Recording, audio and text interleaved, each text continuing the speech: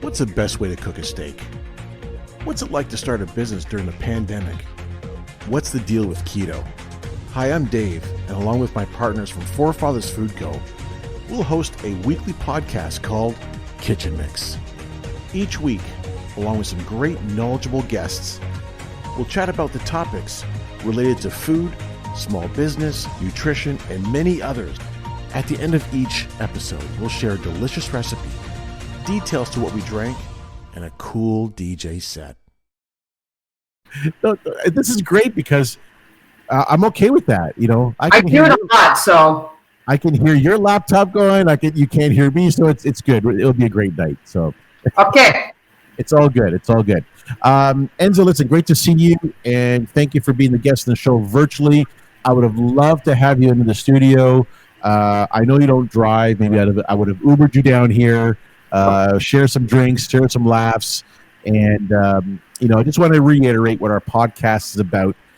We talk with entrepreneurs such as yourself, Enza, and we share your story with business from ground up. So we want to share the business side, the journey, mix that with food, health, beverages, and music, and we have together the Kitchen Mix. So every week I ask my guest, where would you love to be broadcasting from? And anywhere around the world. And Enza, you mentioned Ibiza. Fuck. I mean, Ibiza. Wouldn't it be great if we could actually be there right now, just talking, dancing, drinking, doing whatever there? It'd be amazing, wouldn't it? Yeah, I was planning to go this year, but that's not happening. So that's why I wanted to make sure that we broadcast from Ibiza. We are in Ibiza. That's a beach. I don't even know what beach it is, but that's a sunset. It's fucking beautiful. We missed that. That will hopefully come back to us one day, and we can all be there. It will. It will. And I think I told you that, I'm trying to plan out a time where we can all go there and just celebrate the family of house music into Ibiza, bring Toronto into Ibiza, and you and I are going to work on this. So offline, we're going to talk more about that afterwards. So I know that you're all for this, and same here. So listen, we're broadcasting in Ibiza virtually, and love it. I love it. I love it. You have your drink. Now, you just created this drink, and what's it called? It's called the Sicilian Sunsets. Can you disclose what it's made out of a little bit? Or what? Yeah, for sure. It's no secret. I'm launching a new cocktail menu, and this is one of them. My mother is Sicilian, and we always said we wanted to get back there. I was there when I was 7. When I traveled Europe about 10 years ago, my plan was to get to Sicily, but a 3-week trip was extended to 4.5 months. And they're like, "Are you ever coming back?" I'm like, "I don't know." And by the time I got to Puglia, where my dad was from, I was done. I was exhausted, and I just never made it to Sicily. I didn't get to see my grandmother, my grandfather before they passed, and they're my best friends, and actually where I live right now, they lived here, and that's why when the building came up for sale, I bought it because no one else was going to live here. And so the theme around this new evolved sidewalk cafe is based on Sicily, Southern Italian, Puglia as well. So going back to my roots and sharing them with Toronto. And the Sicilian Sunset is vodka, Malibu rum, blood red orange, which is an orange that grows in Sicily, and Amarena cherries. Wow. Yummy. I can just imagine. I want to cheers. Hold on, let me get my thing here. I want to cheers to the camera. Cheers to everybody. Cheers to everybody. Thank you. Hello, health, wealth, dancing, jokes, all of it. Absolutely. Positive vibes, just generally positive vibes. Always. I love your shirt. Show us your shirt. Fuck cancer. Right? I remember that, man, Pietro. Rest in peace, my brother. I mean, Yes. we all think about it. We spoke offline about him, and it's like, it's sad to see, a great friend, a house music DJ, one of the best DJs that he can play his sets, and a genuine love soul. Like, this guy was genuine. Yeah. And when we did that event at your place, I mean, it was very memorable, and it was unbelievable time. Yeah, it was a lot of love, and I was honored to host it at the cafe. My family was happy. We've been hosting fundraisers and events for as long as I can remember. Mm-hmm. But to bring together, the house music crew, and raise money, raise awareness, and have a good time and support our dear friend Pietro, who is no longer with us. It's it's feel good. It was emotional, and while everybody played amazing, he played the set of his life. It was, and to do it during the lockdown. I remember that. And thanks to you, oh my God, for taking care of all the technical parts of it, and Paul and Chico, and everybody who supported. So it was great. So still a big fuck you to cancer. Right. He's not the only friend that I've lost. I still have friends that are battling. We have. I created the Fuck Cancer Martini, and that day $1 of it went to support Pietro's GoFundMe, and I'm reviving it again. My girlfriend is suffering from stage 4 breast cancer, so sorry about that. yeah, but she's a fighter, and she'll fight it. And I said to her, you always wanted a bigger rack, so this is an opportunity for you to get rid of your boobs and just get D's. And so we laugh about it, right? We're like, she's like, you, Enza. I'm like, well, fuck, something good's got to come out of this. So the Fuck Cancer Martini's, back, and it'll never go, because somebody is always going to be battling cancer. And eventually, in the next 6 months, I'll create a little foundation kind of thing where I'll just keep feeding the pot. And when I know somebody that's in need, I'll just dole out whatever money, I have there. Right. That's awesome, man. Yeah. And big ups to you. I mean, you are so big in this. You're very passionate about this whole thing of sharing. Let everybody know what's going on. And thank you for you hosting at your cafe this event, because yes, we were at the first lockdown. And they're playing the music. The DJs are playing the music, and I happen to be one of the DJs that was there in the beginning. I wanted to see the bigger DJs play at the end, so that's why I was just playing first. But I think I played some Italian bossa nova for you in the morning, which is kind of cool setting up. Right. It was kind of good.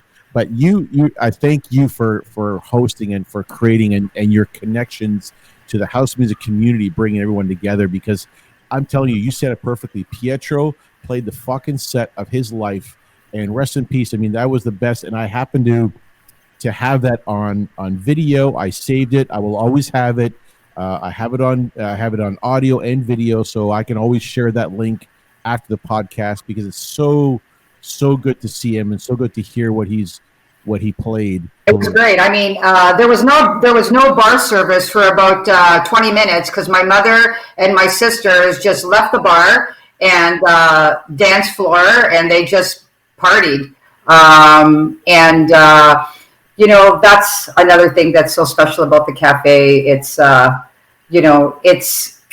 it's just the the vibes that emanate. It just emanates from the walls and whatnot. So it was great, and I listen to that set once a week, and so my kitchen dance offs are pretty sweaty when that comes on, because I go hard.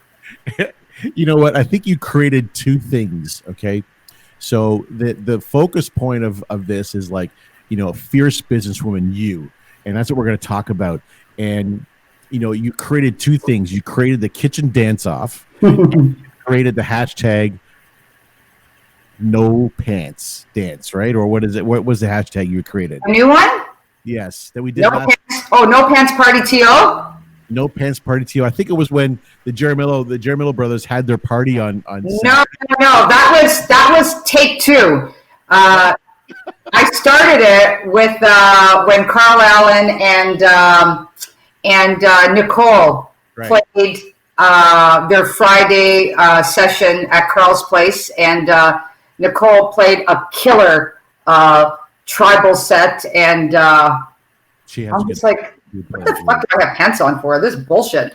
And so I took my pants off, and I'm just like, oh my God, it feels really great. Then I took my shoes off, and I'm just like, oh my God. Then I made more cocktails. Then I smoked a joint. I had this full-length mirror, and I was dancing. I'm like, oh, I didn't care that I put on COVID weight. It was free. And then I just started on the chat room, no pants party TO. And then people were sending me clips of themselves with no pants on. And I'm like, good, keep going. So then the next day it was no pants party TO, take two. And then it was take three, and then take four. And then Sunday night with Rob, it was take five. So we're just going. It's just like, we just need a little bit of like freedom. It feels so free to not have any clothes on. Well, we kept our tops on, but the no pants thing was fun. It's fun. You know what? You just need to do, you have to embrace your silly side because everything is so serious and so intense. So no pants party TO, it is. I love it. I think it's good. And we need to carry this tradition, and people already know this tradition, the hashtag. So, and speaking of Rob the Boom, the guy is fucking incredible when he comes to his shows. Unbelievable. Beast. The beast is an understatement of what that guy is. Load. Rob and I became friends maybe 3 years ago, but it's like he's been in my life forever. But I knew of Rob. This guy has been DJing since he was 14, put in the work. And so, you talk about COVID being this awful thing, and it's destroyed a lot. But, there's other things that it's forced people to do. And other, platforms have been created, let's just say like a Twitch, that have given DJs like Rob and other DJs around the world a platform to play, and chat room communities all over the world. I would have never met any of these people. I've met new people in Toronto that we've been on the same dance floor and we've never met because I'm always too busy dancing. But and so now then you've got he's put in the work. His technical skills are unbelievable. This guy's just not playing records. This guy is mixing for 30 hours. Okay, that is almost impossible to do, and I mean seamless mixing. And then you've got DJs like a David Morales, who's like he's a king, and instead of just focusing on himself, he's taking this opportunity to find DJs that are aligned with how he plays and who he is. So David Morales has always put in the work, out of Brooklyn, always created clubs and parties. And, I discovered him in Brooklyn. And then when he was in Montreal in stereo, he had a party called La Vie en Stereo once a month.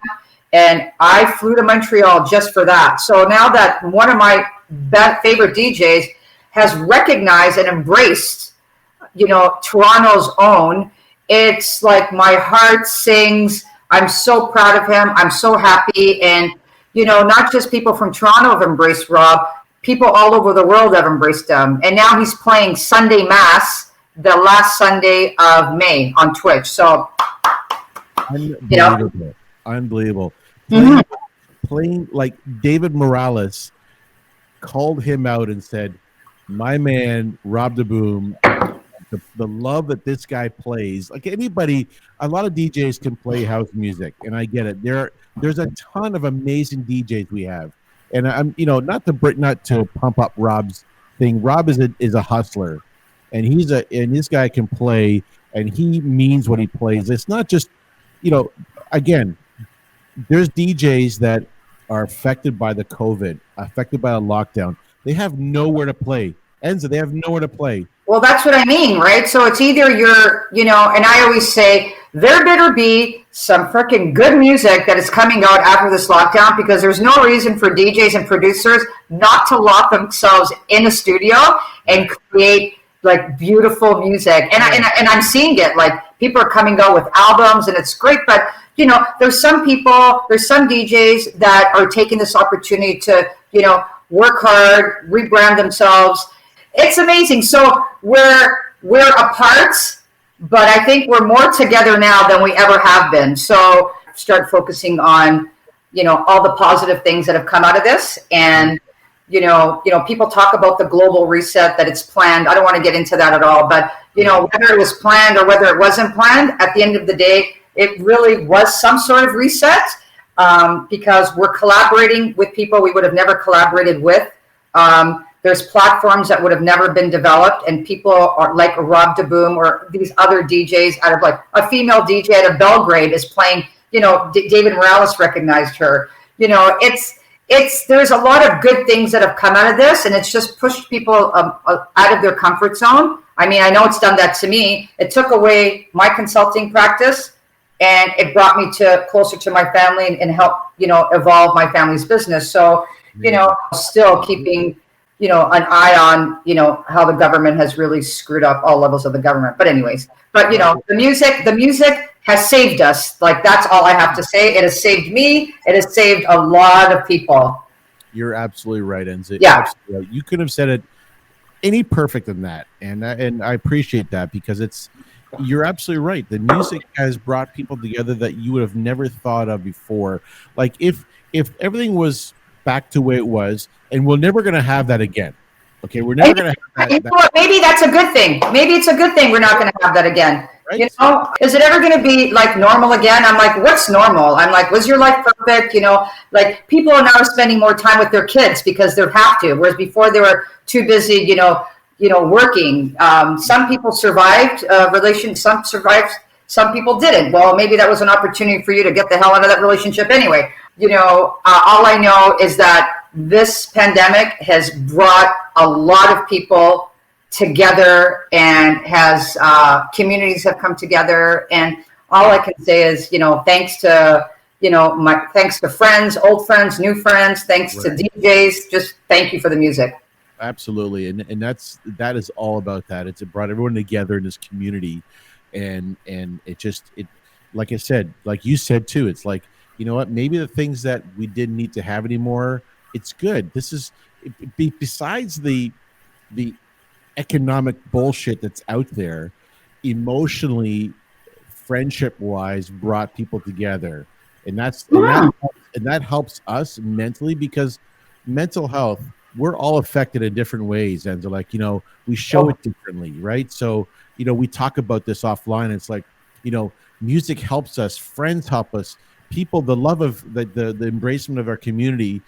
We need that, whether we create one, where we don't create, we need to have that embracement of music, friends, love, positive vibes. We need all that to help us get through. So, and that brings me to my next topic about talking about your business of the cafe. Now, you know, 50 years. Congratulations, by the way, on your parents having that business for 50 years. Last year, June, correct? It was 50 years. July 1st. Yeah, July 1st.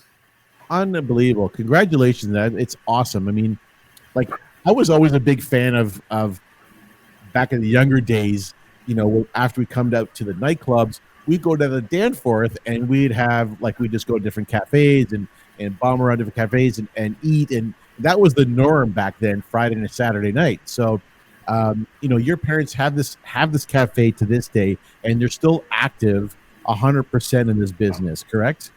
Yes. Which is great.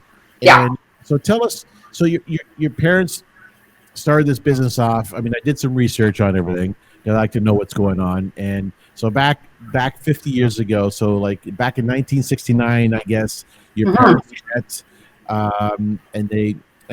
so tell us a bit more. You carry on with this story about how this developed. Okay, so my dad worked at a cafe on College Street. Actually, really was like one of I think it was the original cafe in Canada, called Barzula. They were way ahead of their time. from a decor perspective, coffee, just everything. And they asked my dad, because my dad was the guy that, just held everything down. And they said, we want to open up a location on the Danforth. Would you be interested in managing it? So my dad said, sure, no problem. He was like, I think 20, yeah, 20. And so they opened, he came, and I think a year later, my grandparents immigrated from, did you just pour the entire bottle of wine in your glass, or? Oh yeah. Oh, way to go. And I'm looking at my glass right now. I'm like, shit, man. I'm like, oh, the vodka's over there. The mix is over there. What am I going to do? Tell Dave I got to leave because I got to go make myself another drink? You can do that because I can make this. Okay. Because I'm like, I really don't want to nurse this drink right now because I don't like nursing. I just like drinking. But Do it. they immigrated from Sicily and they moved upstairs from the cafe. Wow, okay. And so it was my grandparents and my mom and her two brothers. She was the middle. But my grandfather, I think like all, fathers back then, very strict with the women, with the girls and whatnot. So he even pulled her out of high school. She was in high school. He pulled her out and said, no, you have to stay home. You have to take care of your younger brother. So my mother just, for amusement, she would just look out the window on the Danforth, right? And she saw my dad. My dad was extremely good looking. And he was smoking a cigarette. He looked like a young Marlon Brando. And he saw her, my mother, oh my God, like hands down, not because she's my mother, but like I put her up with like beauties like Loren and Gina Lollobrigida. Like oh my God. Beautiful. When we go to nightclubs, we used to go to nightclubs with my mother, right? So it would be me, my sisters, Julia and Lucy, and, not super, but my sisters are gorgeous. And they would walk by, all three of us, and go, hey, how are you, to my mother. And my mother's like, don't you want to talk to them? They're like, no, we want to talk to you. And I'm like, okay, Mom, we can't bring you out anymore because we're not picking up any guys. You guys, listen, all you ladies, you have a beautiful family. Your dad is great looking. Your mom, yourselves, your sisters, beautiful family, I tell you. Thanks. Thanks. I don't know how they figured this out, but after like a couple of months, I think, so I think he got a message to her through a friend, whatever. Anyway, so she ran the water in the bathtub, jumped out the window, met my dad in the laneway, and they ran to my uncle's house, which is like on Dawnlands. And what a mess. It was pure shambles, right? And then the cops were called, and she was 18, and the cop said, she's 18, you can't do anything, right? And so then they eloped. And they moved, I think, they moved like in the neighborhood. Then they bought a house in Scarborough. And, but my mother didn't drive. So, two young kids, 1 and 2, on like 2 buses to bring my dad food, in the middle of the night. That wasn't like a good life. So when the opportunity came up, they bought the building. Nice. And they moved upstairs. And and my mother and my father were downstairs, and we were raised downstairs. There was no upstairs. And so my sisters and we were raised in the cafe, and it was absolutely the best childhood you could possibly imagine. Pinball machines and the characters at the cafe, they were out of control. Oh my God. It was just fun. And my parents were community leaders, organizing like events and soccer leagues. And my dad would organize, he created the business association, and, they were leaders in the community. They were fun. They introduced me to music. They had this stunning jukebox that played vinyl. So my dad, I still to this day, they have it. And, my dad, as soon as a disco record came out, he bought it. So, I my love of disco is because of my mother and my father, right? And then, then he bought me my own my own record player, my own like Philips little tape recorder with a microphone. And I'd be like, and then he'd sit me in front of the TV and he'd like, here, watch Solid Gold, learn about music. Right. And then, and then I would just walk around everywhere, rapping or singing. And and I learned to dance from them. They're like Fred Astaire and Ginger Rogers. Oh, so they were huge music fans, I guess. Big. big, and to this day they are. My mother loves house music, and she knows the DJs. She knows great music. She loves it. So does my dad, and I'm just blessed. At the end of the day, we're still here, and my two sisters, they're my ride or dies, and now we're closer than ever because we're running a family business during a fucking global pandemic. Yeah. Tell you, Yeah. I commend you guys that are your business is still like on your feet, and you guys are close knit. You pulled yourself together. You're making shit happen because with this closure, with this bullshit pandemic, as I call it, it's like, when the first wave hit, I was there with you with the Pietro fuck cancer party. And then the second wave was more like, okay, now they had the outdoor patio, right?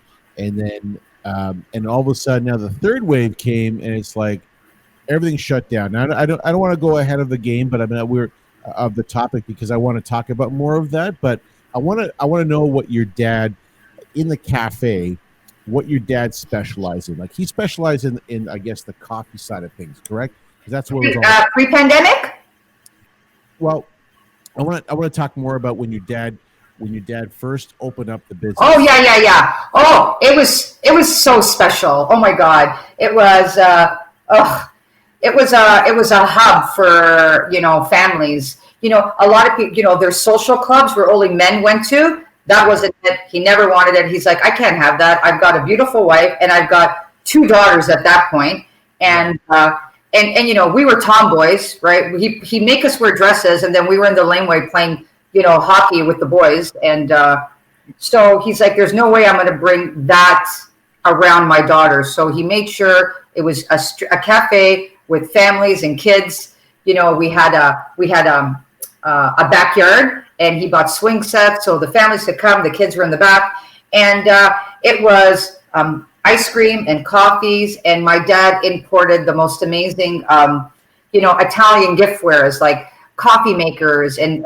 stemware and all the incredible, desserts and chocolates and whatnot. And back in the 70s and 80s, it was 100% Italian on the Danforth. And it sustained that business model. And then in the 80s, late 80s, all the Italians left. All the Italians from the Danforth moved to Markham. All the Italians from St. Clair moved to Woodbridge, right? And so then we're like, oh, right? Right. And my mother's like, I'm not fucking going nowhere. When you were talking about, people in Danforth moving to Markham, people in St. Clair moving to Woodbridge, I was a St. Clair boy.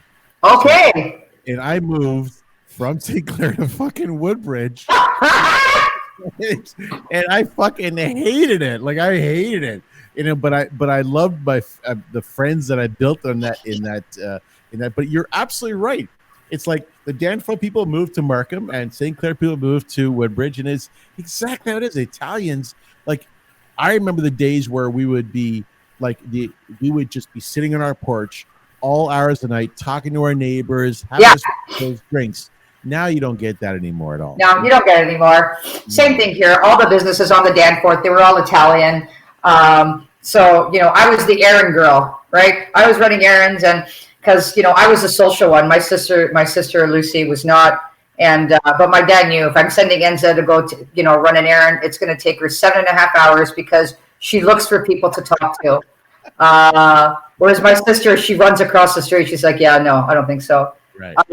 And so I just thought that thing was there for me. I love the Danforth. And, where we are right now, although it's not Italian, but the Danforth now is feeling like, a community. And we're all supporting each other. It's great. My mom and my dad said, they're working harder now than they ever have. But they like being at the cafe now, because for a while they didn't like it because we're just like, there was the cafe, what we stand for, community, fun, vibes, there was nothing, it wasn't there. Now we're getting that back again. And seeing your social media about, bringing back your roots. And I love your social media, Thank you. You actually create your own sauces, your own manzana, your own olives, your own hot peppers. Mm-hmm. Created this, and it's like I admire the entrepreneur in you and also in your entire family, because even though that I don't know your parents for long, it's I can sense, and I'm a very good people person, and I can tell the entrepreneur in all of everybody in your family, that's involved, and for you to come up with some ideas about, okay, let's introduce food, let's introduce the gift baskets, the cafe, little market inside. Shit, man, that drives engagement, that drives brand, and I really like that a lot, and especially during this pandemic, you're bringing this shit out in the pandemic. That's what's the killer. That's what I loved about you, is the fact that you didn't give a shit. I'm doing this. I need to survive. I'm changing this shit up here, and this is what's going to happen. Yeah. Thank you. I really appreciate it. And I have to say thanks to mad love and respect and gratitude to all my house music family in Toronto who came out to support big time. And just my friends in general, high school girls, just friends everywhere. Because I got to tell you, when we first opened after the first lockdown and, the food was introduced, we didn't have the market. It was just, our hot peppers. And so me and my sisters did the hot peppers, and my dad did the eggplant, the olives, and the sun-dried tomato.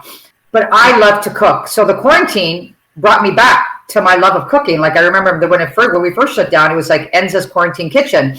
And, and I love hot stuff. My family doesn't like it, but I love it. So I was always on the hunt for the perfect hot sauce. So I remember when my friends were like, what do you want me to bring you when I'm going away? And I'm like, you want a t-shirt? I'm like, don't bring me a fucking t-shirt. Bring me a hot sauce, right? Like, what am I going to do with the t-shirt? So it was actually my sister Julia that started it. And then I'm like, oh my God, yeah. And I love sandwiches. I'll take a beautiful sandwich over a main course any day. So I'm just like, okay, this is an opportunity for me to come out with, my favorite sandwiches. And, to your point, the names of the sandwiches, is a connection to the cafe of the past, right? So like the movies that we used to see, the song, the records in the jukebox, all of it. And so it's a good, bringing together of both generations. All that old school mentality is what we need to bring back to today, Yeah. And listen, I didn't know whether it was going to work or not, right? I'm like, Ma, Dad, I think this is going to work. Like, I'm doing what I love, right? Like, the sandwiches is what I love. The cocktails is what, I want. Like, I brought to the table or created what I would want when I go out, right? So, I'm just blessed that everybody's, embraced it. Because it could have gone another way, right? They could have been like, I don't know what the fuck this bread's doing. So it didn't. They embraced it. People are loving it, and like I said, it's a little piece of Italy on the dance floor, but the house music is still there because that's a big part of it. People, it's great when people stop and they're like, "What is this? What kind of music is this?" And my mother's yelling out, "It's house music!" And they're dancing with their kids.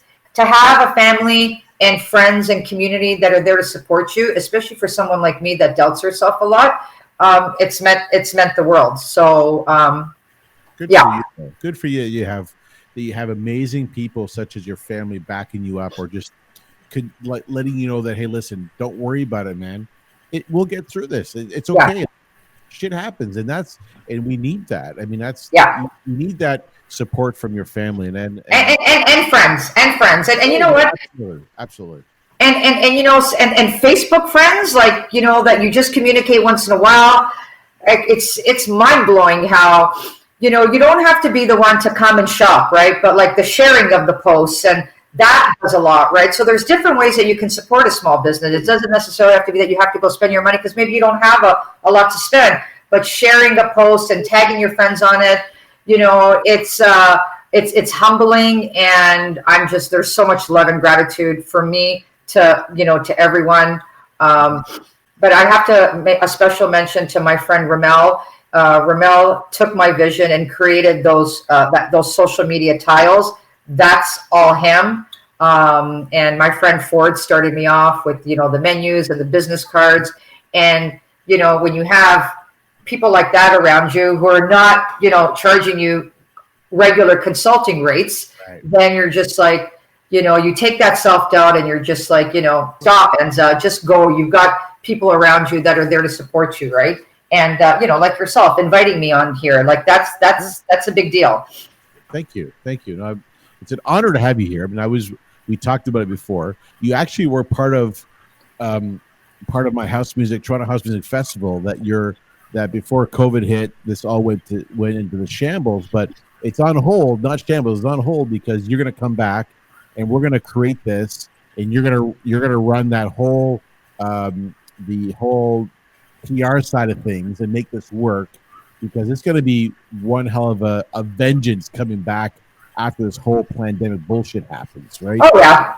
All the DJs, all your friends, all our house community family that's hearing this tonight is going to be like, they're like, oh, fuck yeah, man. We're going to have the largest Toronto house music party, and it's going to happen. And it's going to happen right after this pandemic.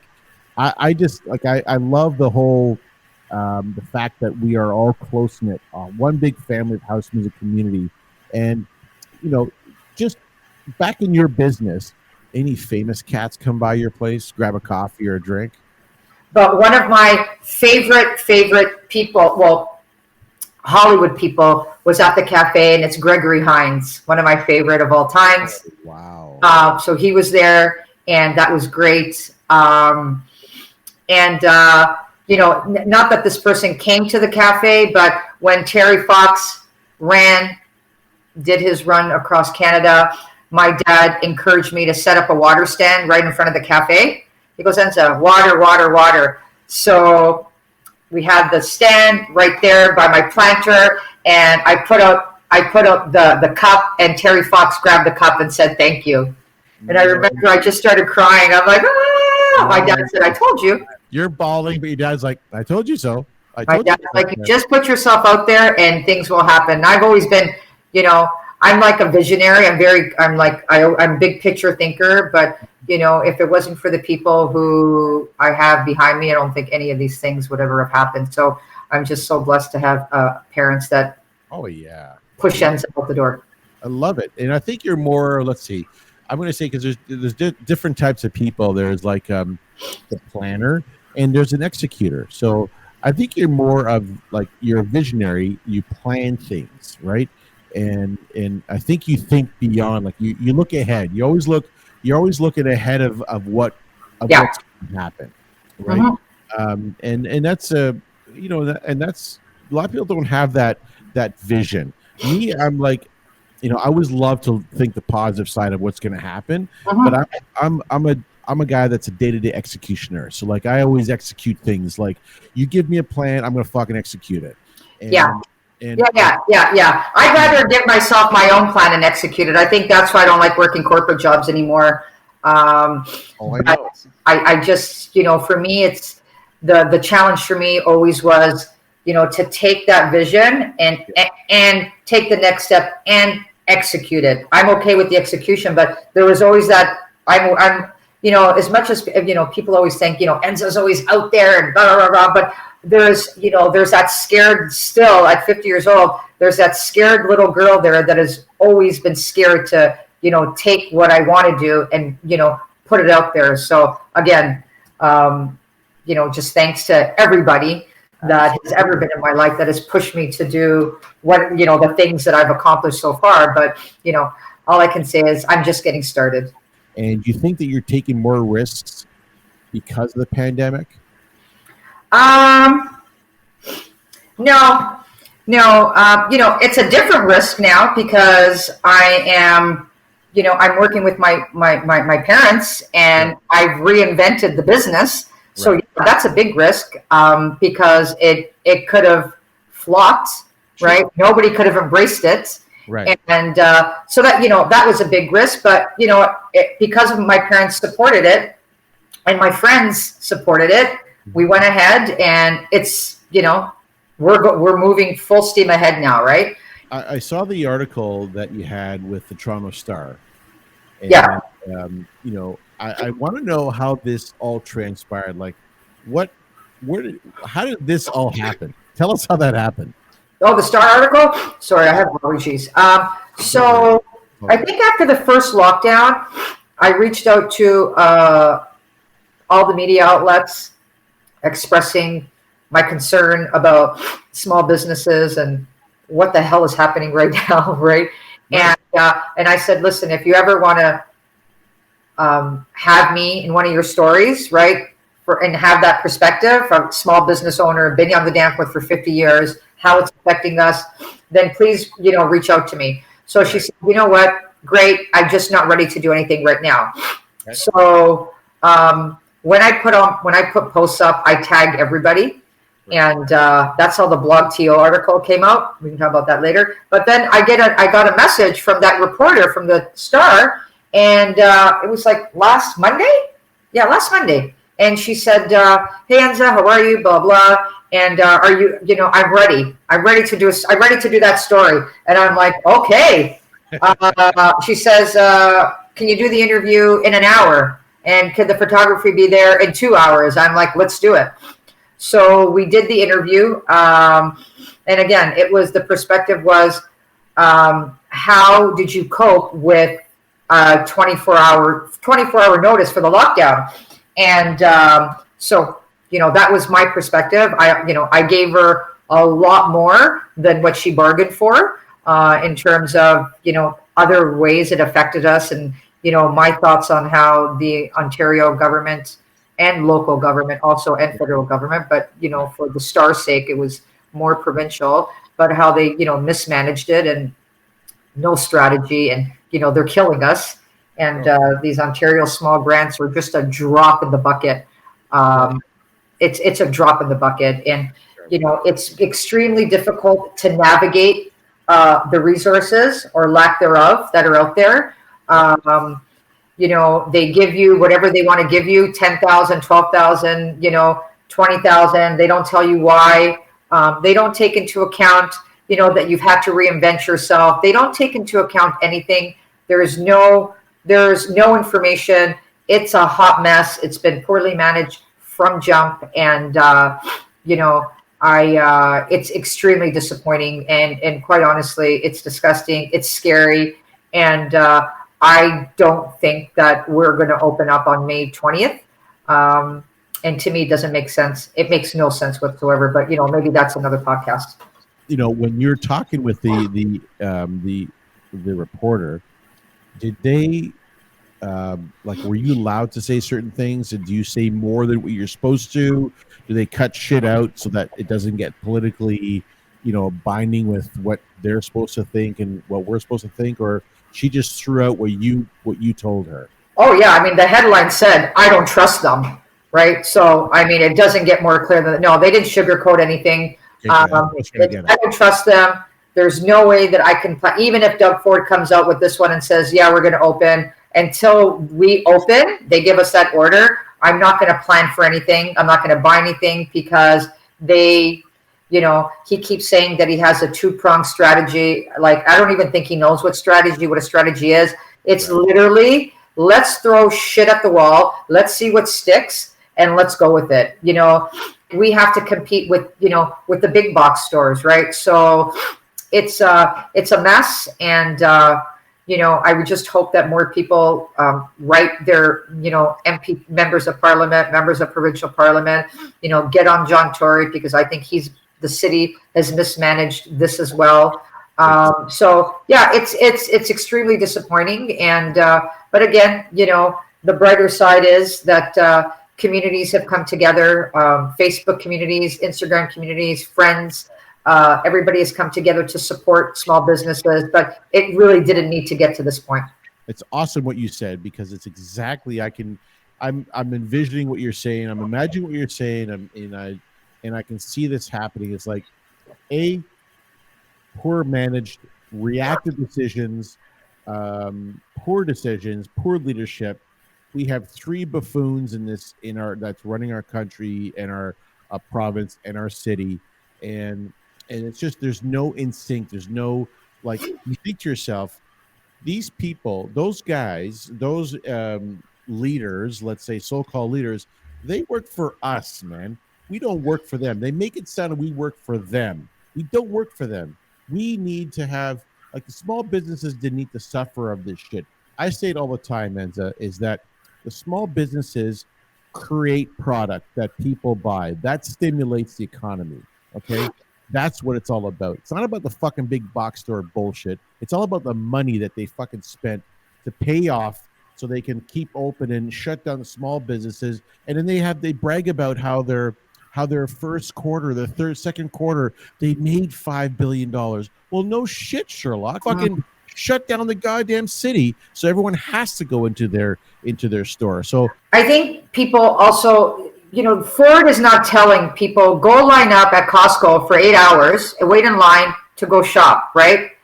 I think I wish that more people would really embrace the shop local, the eat local, drink local. Right.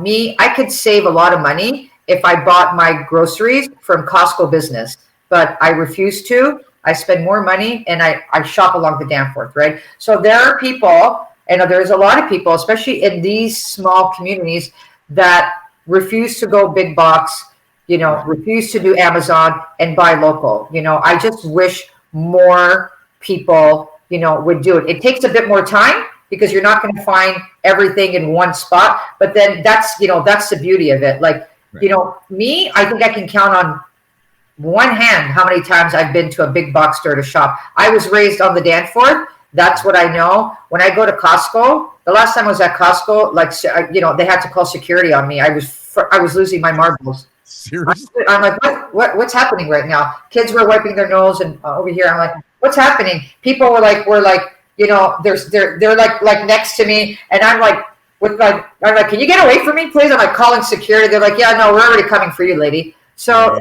none of it makes sense, but it's also people need to shift the way they think and the way they operate, right? So again, you can take a little bit more time and you can go to all these small businesses and support them instead of going to the Costco's, right?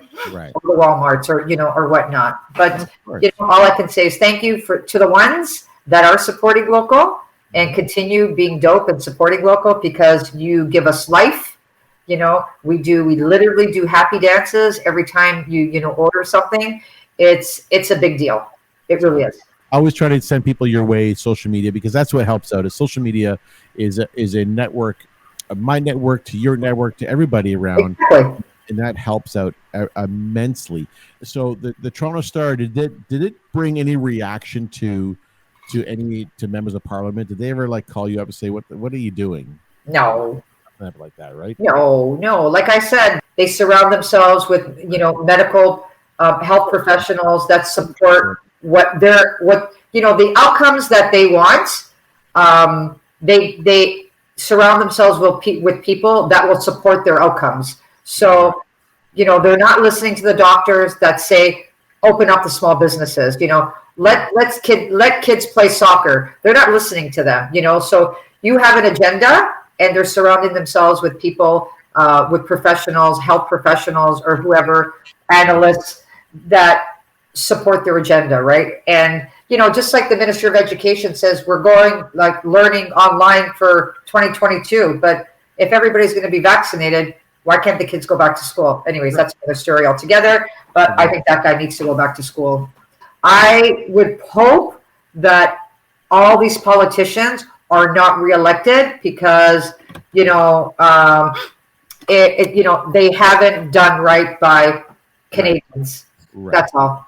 I just think you said it right. I think that they need to not be voted back in, but to be honest with you, that is where we may be wrong, because all those white power, all those idiots that say yes, yes, yes, have the power to vote them back in again. People like us, that are heart-centered, Right. that are for the people.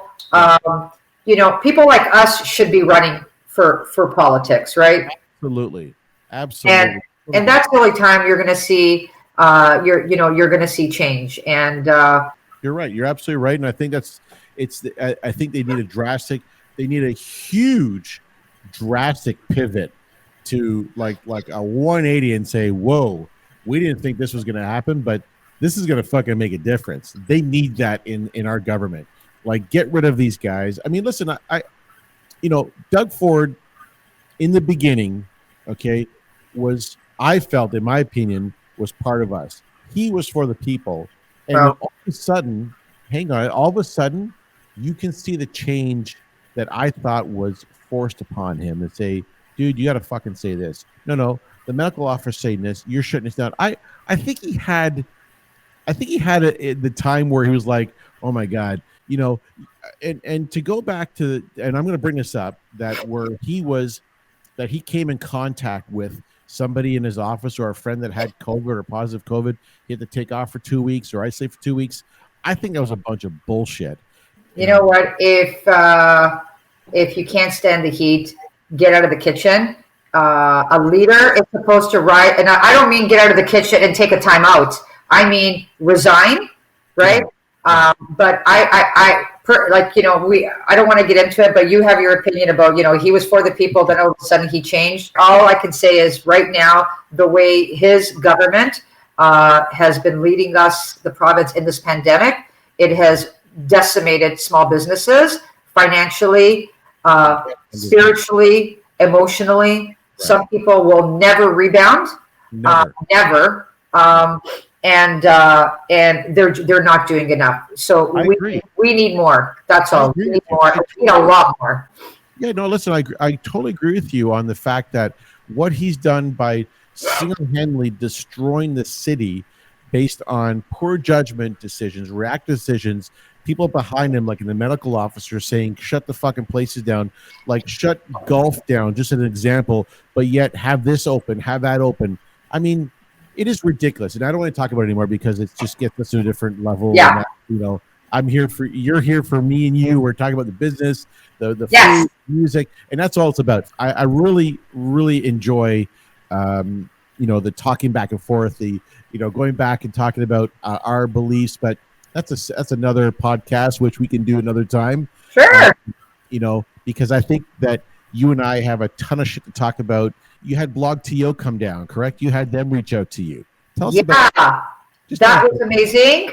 I like I said earlier, when I post something on Instagram, I tag all the news outlets. BlogTO is one of them, and they've got a huge following. And I got a message from a photographer saying that they were interested in coming down and covering the cafe, and so I was really happy, and so she came, took a bunch of pictures. The pictures look great on Facebook. The pictures on Instagram are even better. And then a writer reached out to me and asked me to write my point of view, my story, and so I wrote the story, and they published it. So they took my story and they made it their own, but everything is fact there, and so that BlogTO article made such a huge impact on the cafe that I'm thanks BlogTO. That's amazing. You can post as much as you want as an independent business, but it's better when either customers that come to your cafe, they post that they like, they love the sandwich, they love the service, they love the cocktails, they love the music. And when, an article like, or a publication like, BlogTO or bloggers that have, 10,000, 20,000 followers, show you love and support on Instagram, that makes a huge difference. And we're slowly starting to get that. But then the flip side of it is that you get people from the community that are like, you know what, we're here for you. right? Because they could have just easily, gone grocery shopping and cook at home 3-4 days a week. But there are people that are ordering from local restaurants 3 and 4 days a week. That's amazing. They don't have to go, they don't have to come buy wine that's more expensive at my cafe. They could go to the LCBO, but they don't. They come to the cafe or they go to other, spots along the Danforth. And you know what? It's pushed people to go, discover other restaurants, other bars, other cafes, because, you go to your regular spot, your regular watering hole, and that's amazing. But now because of the pandemic, people are supporting other restaurants and other cafes. So it's great. Right. I encourage that. You have to encourage that. You can't, Yeah. you have to encourage that. So you had the first wave, you got the second wave, which you opened up a patio, you had to spend, you spend some cash to build this patio up, and it was really good until they shut you down again. Yeah. And the third wave, they shut you down again. And you had, I think you did this on your Facebook Live, where you went on live. You're like, I gotta let you tell the story, but you had these 2 bylaw officers come to your place. Tell us about that. My drink is done. I'm stressing. I'm looking at my ice cubes. They're all melted. I'm like, oh my God, Dave, I love you, but I need a cocktail. Go get a drink. Go get a drink. I'm gonna top up my glass as well. Okay. Yeah, I can do that. I love this show. Okay. Go ahead. All right. I just discovered, Fever Tree tonic waters. Yes. So Fever Tree tonic waters just came out with pink grapefruit and Sicilian lemonade. Wow. Oh my God. That would be delicious. It is. So now I'm having a double vodka, because now we're going to start talking about John Tory. So I needed double vodkas. Cheers. Cheers. I'm at the Campari soda level now. So cheers. I'm at the double vodka Fever Tree pink grapefruit level. Fever Tree. What great soda. My God. Pink grapefruit and double vodka. For sure. Woo! All we need now is Rob the Boom to play in the background while we're fucking talking, Then be all dancing. The set of the night went to Chico. He played a new wave set. Oh my God. Were you on it? I was listening to it because I was playing it in the background. I wasn't in the chat room, so. Oh no, it was really, really, really, really good. And then Sunday, so I guess when Nicole played last Friday, yeah, or 2 Fridays ago, I said, you know what? On the chat room, I want Nicole and G Money to play back to back, right? I know how to program DJs. Anyway, so they played, and G Money, Nicole played good, right? G Money played the sets of the year for me. Oh my God. It was like being back at the comfort zone at 11:30 in the morning. Breakfast Club. Oh my God. Pitchers of beer, smoking joints. Yeah. It was amazing. It was Latin. It was vocal. It was hard soul. It was so good. I was blasting it at the cafe. People were walking in going, oh my God, can we have like an Aperol Spritz? We love it here. Can we have some 3 birds? And I'm like, oh my God, Ma, I think I'm going to be an hour late for Mother's Day dinner. Sorry. My mom's like, it's okay. I'm going to come downstairs and have a drink with you. Oh, yeah. Nicole was there. Nicole was there. So now I'm going to let the cat out of the bag, is that we're going to do a monthly party with Nicole and G Money. Okay. Awesome. Yeah, it's going to be, So I'm going to host it, and they're going to go back to back, and it's going to be that tribal Latin vibe, hard soul. So, that'd be awesome for sure. And I also want you to know that I want to get, like, I'm talking to Henry and G, is that I want them both in my studio together side by side, how it was back then in the club. So I want to get that going for them, and they're all for it. They're like loving it. I loved how they had the back-to-back birthday bash with G and Cartel back-to-back. Yeah, it was fun. On the turntables, playing the crazy shit they used to play back, as you said, the comfort zone. All those places back then, Well, let me tell you, G Money, like those boys, Henry and G, used to do the drink. And I didn't know them back then, but like, so I'm not a big government fan. I never really liked the government. Yep. I used to go specifically to go to the drink. I get overwhelmed by those big dance floors. But so then to have G play at my first Big Love party, and it was just fire when him and I met. And I feel like I've known him my entire life. But those two DJs are amazing. Amazing human beings, amazing DJs, both in their own right in terms of genres. So yeah, to have them at your in your studio to kind of do whatever they do best. But I can't wait to set up at my cafe and have everybody play at the cafe. Of course, and I think that what we're gonna end up doing is we'll have a great night like this leading up to that event inside your cafe. Oh my God. My mother said it. My mother said, can you imagine the first party at the cafe? It's going to be fucking crazy. My mother's like, I'm going to dance all night. We need to find somebody to work the bar. Absolutely. I love it. That's exactly what's going to happen. Speaking of like the drinks in the bar, I know we've dabbled in a few drinks. I've dabbled in a few drinks. You've got a couple different drinks going, but I want to just say that, listen, the red wine of choice for tonight for me was a Cavalier d'Oro, was a Chianti Classico, and I'm going to put the link on my website. I got this bottle of wine for tonight because I didn't know what I was going to have, and I thought I'd go red tonight. Anyway, so I drank it all. And it was pretty much a quarter bottle, half a bottle. But the Campari soda is a refreshing drink for me, and I love it. And that's what I've switched to next.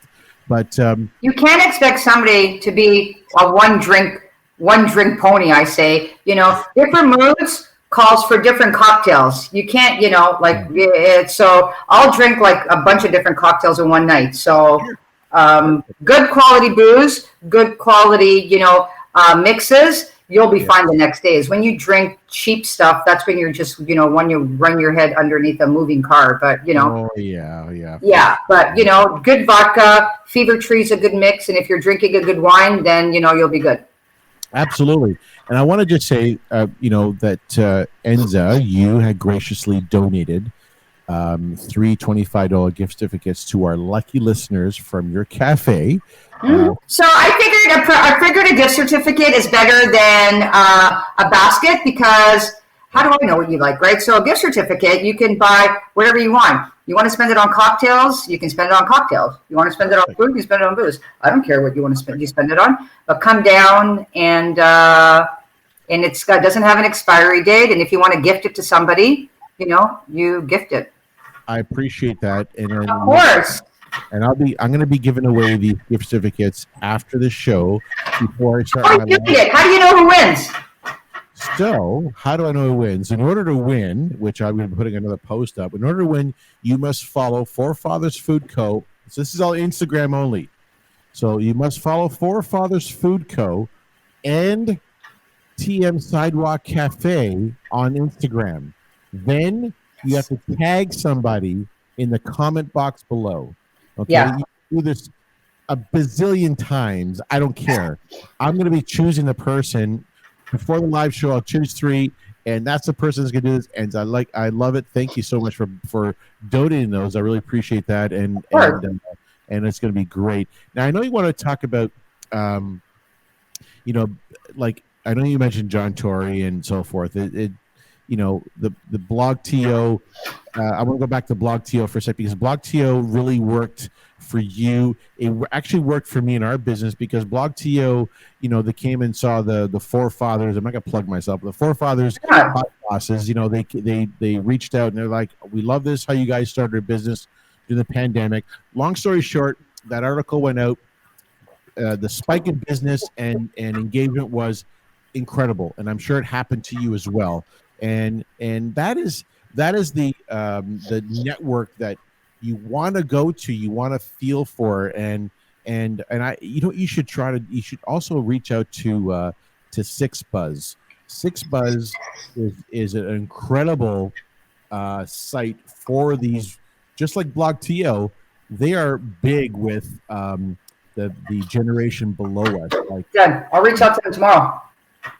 Yeah, I'm telling you, reach out to them because they have huge engagement. Just like BlogTO, Mm-hmm.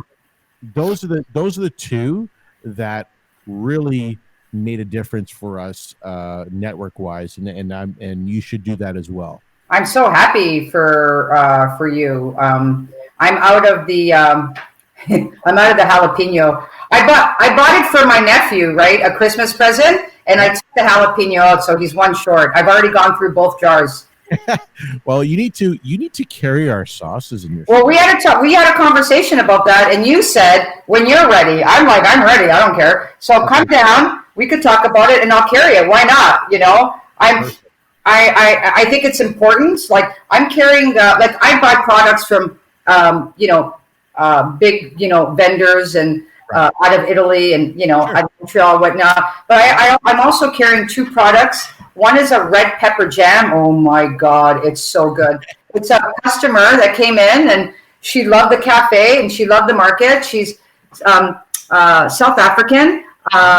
A travel agent who's not doing much business right now, and she used to make these at Christmas time for her friends and family. So they convinced her to, make a small run of them and put it out on Instagram, and it did. She was doing well with it, and so when she came, she asked me whether I'd be interested. I'm like, well, just bring it, right? I'll taste it. If I like it, I'll carry it. Anyways, I loved it. It's so good. It's amazing. So, I'm carrying that. And then another way that came in, I'm carrying her almond nut butter. And next week, I'm meeting with this kid, like young kid. I think he's nine, and his mother. He's making marmalades. I love jam. So he's coming in, and I'm going to look at it. I'm sure it's going to be great. Right. And so I'm going to be carrying his as well. I always say that it's a Southern Italian pantry, but I'm going to move out of the Southern Italian because during the pandemic, I think it's, critical to support entrepreneurs, people that are, side hustles, people that have had to reinvent themselves, hairstylists, travel agents that are doing all this stuff. So you'll be seeing a lot more of those products at the cafe as well. And then I'm creating like a merch section. So I'm coming out with merch for the cafe. On all my bags, I handwrite, I'm dope, I eat local, or we're dope, or we're fly, we drink local. So it's getting to the point now where, people are asking me, oh, can I have the one that says I'm dope, I drink local? And I'm like, oh shit, I don't have one. Oh, it's okay, we'll come back in 5 minutes. So I'm like, I'm writing. So now every day I write. And my dad's like, why don't you just get them printed? And I'm like, I think people appreciate it more when you handwrite them. And so, yeah, we're going to come out with merch. And then I'm going to be carrying Miss Meg's, female DJ in Toronto. Amazing. She just launched Musically Spoiled, which is a house music channel. And the launch was phenomenal. Beginning to end, she kicked ass. And she has a line of tank tops. I was going to wear it tonight, but I decided on this one to pay respect to our boy, Pietro. And so, just, things like that, right? Because I think it's important to support. It all has to make sense to me, right?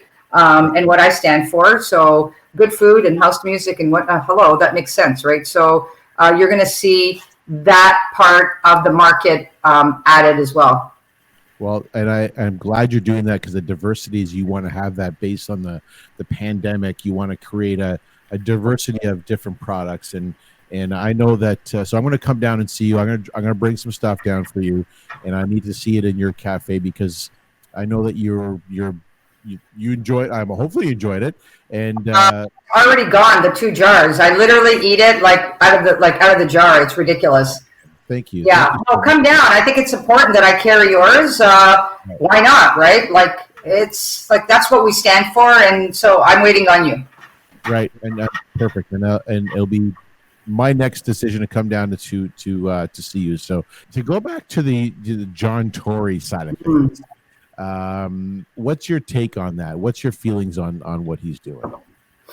Oh my God. I'm starting to get a hot flash. Holy shit. So I think women who go like menopause is like, stuff like this happens. And so I'm going to have to put my hair up because I'm starting to sweat. No worries. Hot flashes. Like literally I got tank tops made for the winter time when I take the subway, because I start like taking sweaters off and whatnot. And then I'm like taking a sweater off, a jacket off, and then I land with the tank top. It says, I'm going through menopause. And everybody's looking at me. They're like, oh, now we get it. She's not crazy. I have like 20 of them. I never posted them on Instagram because I always thought, oh my God, menopause, we shouldn't talk about it. But we should, because it's real and it's vicious. Anyways, to John Tory. Yeah. Yes, he's doing an awful job. Hello. Exactly. I agree. Yeah, no, I'll talk about my experiences with the bylaw officers, but so here's my take on it, and I've pitched this story to a couple of news outlets, and I think it's going to run on one of them. I'm not going to say which one, yep. But the local government, they have a lot of resources, money, and people, right? They miss the mark. They should create task force to create innovative programs to support small businesses, the arts and entertainment. Those businesses are completely decimated. They completely missed the mark. They have done nothing. And for me, it's a shame on you. And then you have like small businesses pay into, I think, $1,000 a year to a business improvement association that's run by a governing body called Tabia. So each business improvement association has different amounts of money in the bank. Some of them are $500,000, some of them are $2 million.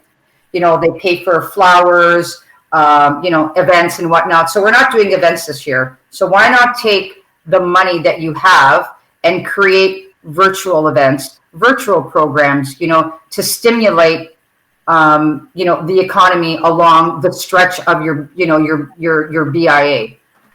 So none of that has happened. I mean, I don't know whether it's happened in other parts of the city, but it hasn't happened in the East End. But you get, groups like there's a husband and wife duo called, it's Steve and Leslie Thompson.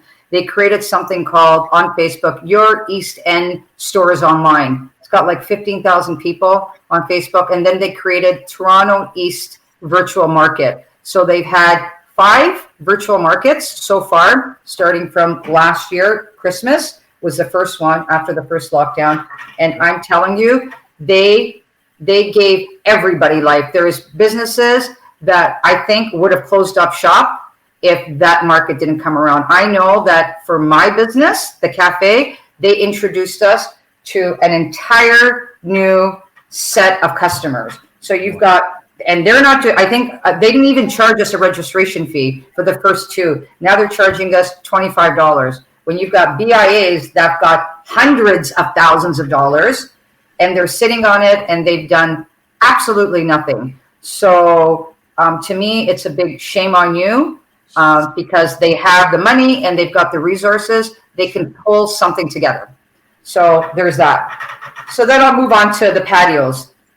John Tory came out last winter and said that, he knows that these closures are going to hurt small businesses. So go out and build patios. He didn't tell us to enclose the patios. I don't know exactly what his wording was, so don't quote me on it, but he did encourage us to build our patios.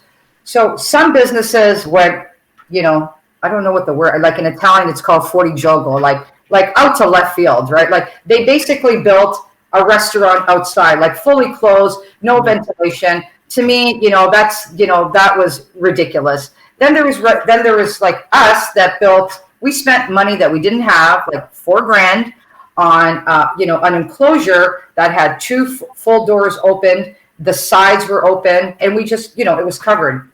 Right. And everybody that came in felt safe. So we built it in October. We had my sister's little birthday gathering, physically distanced. And then 2 weeks later, we got shut down, right?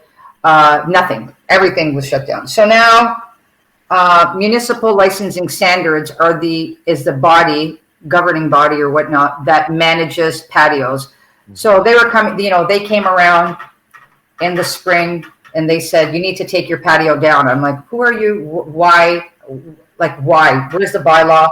So they would like pull out like literally laminated pictures that were like stick people and had like little arrows that 2 people on a patio next to each other, you get COVID. I'm like, is this really happening right now? I'm like, there's no way. Where's the data? Like, are you serious? No, you got to take everything down. Take the roof off. I'm like, well, why don't you go home and take the roof off of your house and tell me how that works out for you? You're being ridiculous. We're outside. We're not enclosed. Why are you giving us a hard time? You need to leave us alone. Anyways, it got really heated, like extremely heated. My mother, myself, and my father, our voices were up to here. I was dropping F-bombs. I wasn't swearing at them, and I made that clear. I was swearing because I can't believe that after everything we have gone through, that the city of Toronto is employing people to come around and harass us with no data, no evidence, right? So we didn't take it down. Forget it. We left it up. So then we get a visit when I did my video from 2 bylaw officers. These guys are not from municipal licensing and standards. They introduce themselves as bylaw officers, no business cards. They're from transportation services. So now municipal licensing and standards has now transferred the responsibilities to these guys. So where's your business cards? Well, we don't have any. Where's the bylaw? Well, we don't have that either, but you need to take your patio down. I says, buddy, you need to stop. You're lucky that my family's not here right now because it's going to get heated. So I said, no, it's not happening. He says, don't give us a hard time. We have to deal with 1,600 businesses. I'm like, okay, well, when they all take their patios down, then come to me and then I'll think about taking my patio down. But as of right now, I'm not taking it down. Please leave my establishment. So he says, can I give you a piece of advice? I said, sure. He says, when you take your patio down, and I says, and it's not going to happen, but he says, when you take your patio down, I says, okay, let's run with this. He says, don't throw out the wood. I'm like, oh, really? Oh my God, thanks. No shit, Sherlock. The wood I spent $4,000 on? No, I'm not going to throw it out. He goes, no, well, you know what? Don't throw it out, but keep it really close because you know what? We don't know. The bylaw might change. I says, buddy, you need to go right now, right? So it's like you come around with, again, no business card, no bylaw, nothing. The patio, so let me go on to say the patio is closed. We are not operating a fully licensed patio right now. There's nothing happening. So why don't you, John Tory and the local councillors, why don't you take these resources and put them into creating innovative programs or creating task force that can figure out how to generate awareness, revenue, something for small businesses. Don't waste your time on, like, excuse my language, fuckery like this that is deflating small businesses. And quite honestly, he wasted my time. I missed 3 phone calls, which could have been 3 orders, right? The people were walking by. When they see, bylaw officers, they get like, what's this business doing? Did they do something wrong? Then they're looking at us with like, side eye. They think we did something wrong, right? And it's just like, this was completely unnecessary, right? So and then they asked, so then I posted something on Instagram last week, Dr. Davila or any of the health professionals are saying that we must wear a mask when we're working on our patios. So sweltering heat, masks, face shields, people on the patios need to wear masks. But yet we've got police officers and City of Toronto workers on job sites for the last month that have not worn a mask. And they are working like in close proximity to each other. Right. So I posted on Instagram 3 hours later, I saw that they were all wearing their masks. I walked around today, the job site again, nobody was wearing their masks. I'm like, the complete hypocrisy is unbelievable. And it's so frustrating that, you just want to say, like, you just want to say, fuck it and open up. But, you you can't, because there's other people that, there's a great divide now, people that support and people that don't. So you kind of toe the line. But, right now, where I'm at a point in my life, and I think other small businesses should do the same, that we need to, speak up more, hold them accountable, because this type of behavior is counterproductive. It's deflating. And, these resources would be better served supporting us instead of harassing us. So that's me. And I saw those posts about the police officer watching the worker, the road worker with no mask. He's hovering over him, and there's no mask. So I totally agree with what you're saying. I think it's wrong. I think John Tory is just a guy an ex-CEO who loves to talk. And that's all he's good for. He just loves to fucking talk and ramble on about bullshit. I see him on breakfast television, rambles on about bullshit. Okay, just rambles on. So I get your frustration. I'm glad you told these people to go, listen, buddy, guys, please leave. Why would I take down? Why am I going to spend $1,000 to take down my wood? Oh, and don't discard it because we're going to put it back up again. I'm going to pay another $1,000 to put this for what? Like, really, dude? Just leave. Just leave. Just leave it. Let us be. Offer us some support. Don't come and harass us. So I think it's shameful the way that the city of Toronto has managed it. I think they've missed the mark. I think the rollout, the vaccination rollout, and again, I don't want to talk about who's getting vaccinated and who's not, but because what is happening right now, it's not only shameful, it's also scary when you're seeing people that are 80 years old line up in the cold. It's just, it doesn't make any sense. And our taxpayers' dollars are just being squandered. Sure. And, like I said, they've got the resources, they've got the manpower. They could easily have created a task force to support the entertainment and arts industry, as well as small businesses in Toronto. They didn't do it. So shame on them. Shame on them. Absolutely right. I'm behind you, Enza. Absolutely. You know what? On a pivot, on a more positive note, I mean, part of my podcasts, we do, I always tell my guests what kind of soundtrack you want to hear and some music you want to hear. I'm going to change up because, I mean, I the politics side of things, it gets us in a certain mood. And we can't end it on politics. We need to talk about music, anything, but not politics.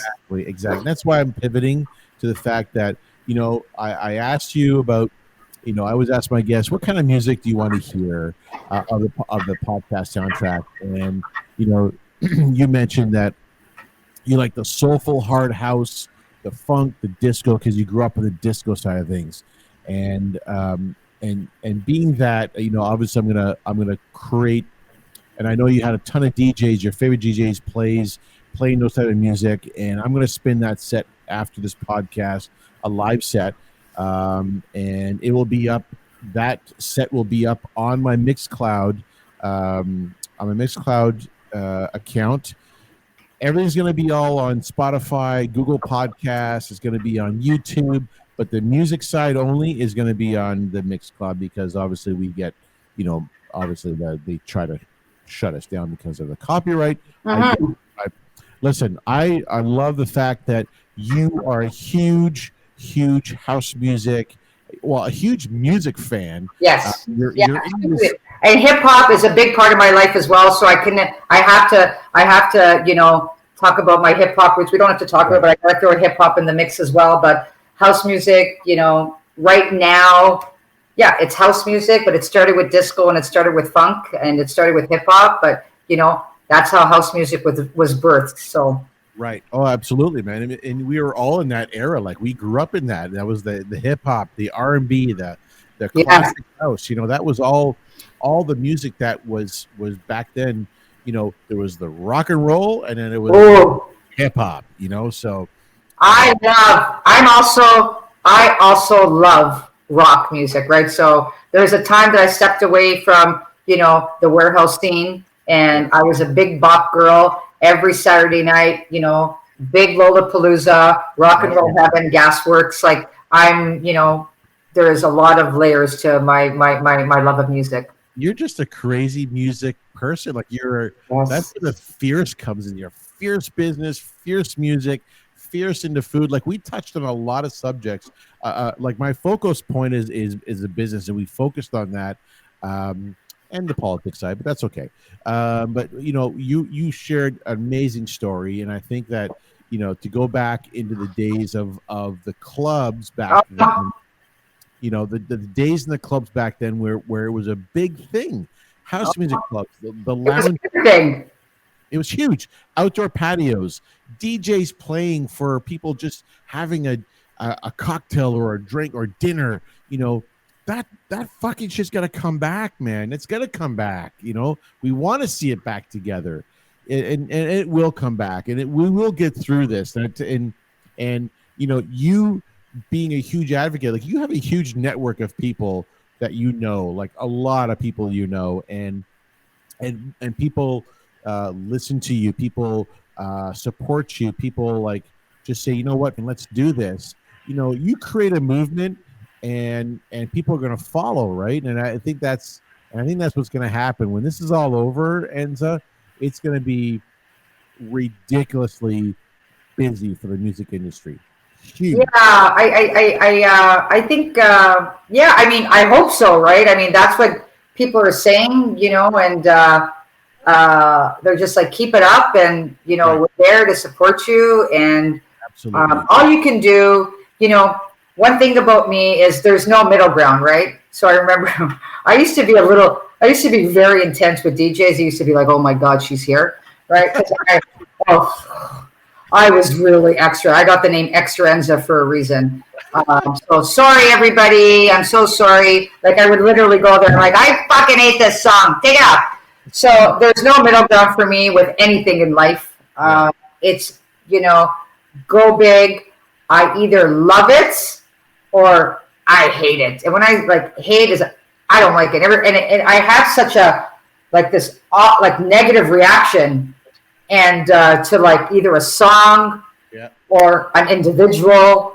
I don't really, there's not a lot of individuals that I don't care for, but when I see that you're trying to harm a friend, then I'm not, I'm not down for that. I'm more of a protector of others than I protect myself. I'm learning now how to protect my own spirit, but I'm usually the one that protects everybody else. But, so for me, I love hard, I love big, and that's where big love started, right? I love big. And so, I think that's what I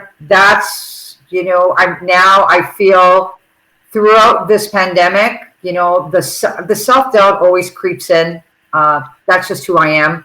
And, but I think just, starting the cafe and reviving some of my old projects, Women of House project is going to be revived. Big Love is going to come back. And, just things that I love, with everything. I'm going to surround a tribe of people that have different skills, because you can't be all things to everybody. And you're going to see some exciting things come out of the cafe, and not just out of the cafe, but, just exciting projects come out. But my focus right now is going to be the cafe, but the cafe is like multi-dimension, right? It's food, it's cocktails, it's drinks, and it's going to be fashion, it's going to be art, right? There's a lot of wall space, so I know a lot of local artists. So there's going to be an opportunity for artists to put their work up. I'm wearing this and my ring. My girlfriend Tanya, she created an organization called Love Not Fear. This is all stuff that's made in India, and part of the proceeds go to supporting families in a small town. I think it's Pushkar. I'm sorry if I mess up the name, Tanya. But sending young girls to school and Awesome. That's extremely important to me. I've been a big supporter of the Because I'm a Girl campaign for 20 years. I started Sisters of Soul, the Women of House, Because I'm a Girl fundraisers for the last 20 years. So I'm going to go back. I'm going to circle back to all that stuff. It's important, and but right now the focus is the cafe and all the great things that are going to come out of it, because I've got people like you and everybody else that are in my corner and in my family's corner. So yeah, I'm looking forward to it. Oh, absolutely. But again, it's not always, you always have bad days, and because it's really weird right now out there. But the more positive stuff we put out there, the more friends share what's going on, whether it's good, bad, or other. Less talk about who's getting vaccinated or why. Like that's none of like, let's just focus on Right. What can I do for you? How can I support you? That's what's important to me right now, and that's what I'm going to focus on. And I think if we all did a lot more of that, and a lot less of why are you not getting vaccinated? Like, what? Like, it's none of your business. And more focus on sell your hot sauce at the cafe. How can I support you? What can I do for you? How can I help you? Right? Like, focus on that, and we'll come out of this better people, stronger people, more connected. I love it. I love you for that. It's amazing. The more positive vibes that we spread and embrace, the more stronger we get, and that's exactly what's going to happen. Tonight's podcast is brought to you by Forefathers and sponsored by TM Sidewalk Cafe. Enza, you've been amazing. I just want to talk about next week. We're having I have a guest that we've aired a podcast before, and believe it or not, I was airing it live, and Rogers decided to fucking shut down the whole neighborhood. So 7 minutes into the live broadcast, it went down. So I'm re-airing. You got Roger. Yes, I know. So I'm airing. So we had to, we said, I had my guest, and I said, you know what, fuck it, let's record the podcast, and I'll just air it another day. So next week is going to be Steve Johnson, who is a business mentor. Got to hear him; he's awesome. I just want to reiterate that that our times are Wednesday nights, 9:30, and our network is on the Forefathers Food Network. You can find us there. You can find us on Twitch as well. We are everywhere. We're on Spotify. We're on Google Podcasts. We're everywhere that you can get podcasts from. YouTube. So I'd like you to subscribe to the YouTube channel. Just search the Kitchen Mix podcast. And guests like Enza, who has been amazing, and I appreciate you coming on board, Enza. And it's been great. Like, we can talk for hours about this shit, and I think the time that we have, which is great. You and I shared a lot. We covered a lot. We covered a lot. Your story was amazing, and to get to know about you and your business, your beautiful family, I wish you nothing but the best in Thank future. you. So I'm going to come and see you, and we're gonna I'm gonna bring some sauces down. I'm gonna put them on your shelf, and we're gonna spread the love of local support. I want everybody, just thank you for tuning into the podcast tonight. Thank you, Enza, for sharing your story, being here tonight. And don't forget to support local as much as you can. We need it. We need this. We need the help. We will get through this, and it will be, and it's going to get better. And music, of course, it is. Music is going to help us. People, the love, the community, everybody's going to help us. And Enza, thank you for having me. And I wish you nothing but the best to you and your family. And we are going to come down and see you. And thank you so much. Thank you. Cheers. All right.